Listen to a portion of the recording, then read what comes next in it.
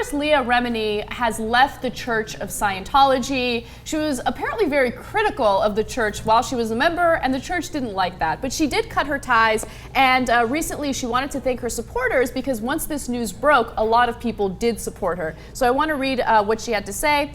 I wish to share my sincere and heartfelt appreciation for the overwhelming positive response I have received from the media, my colleagues, and from fans around the world. I am truly grateful and thankful for all the support. So that's good. You know, it seems like she's being supported by her fans. But at the same time, she said that she left because as soon as she started questioning certain parts of the church, they started doing thought control and interrogation. And there have been... What are they, the U.S. government? I know, I know. And actually, the U.S. government trains with the Church of Scientology, so they can learn different tactics. I made that up, just in case you guys didn't know. But I like that there is a former member of the church coming out and saying these things, because of course, it's easy to make assumptions and listen to the rumors and say, oh, the Church of Scientology is bad, but she was an actual member of it, so she knows what goes on behind the doors. Yeah, you know, I've always loved her. I suspect Ben thinks the same thing. And I always for some reason, it was her among the Scientologists that I was like, really? Yeah, she bummed me out the most. You know, I've seen every episode of King of Queens. It's just one of those. Like, it's a good show. Yeah, it's good. And like what I like best about it, it was one of those. It was a marriage show where they liked each other. Like they fought, but they were always on the same team, and I liked that. Whereas like on Everybody Loves Raymond, they were always being totally bitchy to each other. You know, and here they were like a partnership, and I loved it. And it was I liked Kevin James, and I was so bummed out. And I was on an elevator with her once, and I got super excited, and then I remembered that she was a Scientologist, and I got super bummed out, all in the same elevator ride. Like I was psyched 1 through 5, and then at 6, I was like, oh, no.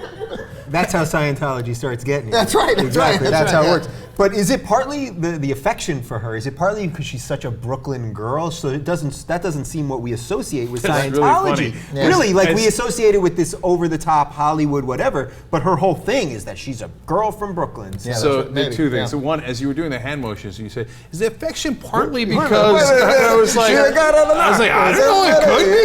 It could be. Maybe you're right about that. But no, on the Brooklyn point, it's actually a very good point. Because to me, I think like John Travolta, of course, Scientologists, of course, like Tom Cruise, what was it, Jenna Elfman? Yeah, and Christy Alley, all these like weirdos from Hollywood. Yeah. Look, we're in Hollywood here. I'm not a conservative, like, oh, liberal Hollywood. But those are weirdos from Hollywood, okay? Let's just keep it real, right? So it all made sense to me. Leah Remini seemed like a sweet, real person. Yeah. And I'm like, how did they capture her? Was it the aliens that helped with the dust that they sprinkled on her? I don't know. But it's good to see that she's, come to her senses a little bit. It's kind of a weird thing because they had a little bit of internal drums there, as Anna would say. Yeah. And I guess that's why I would have preferred that she was like, oh, you know what? I just realized this was total nonsense. My bad, right? I would have preferred that, but instead it was like an interpersonal conflict. But I'll take it. Yeah. So she actually questioned the leader of Scientology, David Miscavige. Miscavige. Yeah, David Miscavige. Apparently they were at some sort of event, and his wife wasn't there, and his wife hadn't been seen for a long time. So she questioned it. She's like, "Where's your wife? I heard she's missing," and he didn't like that.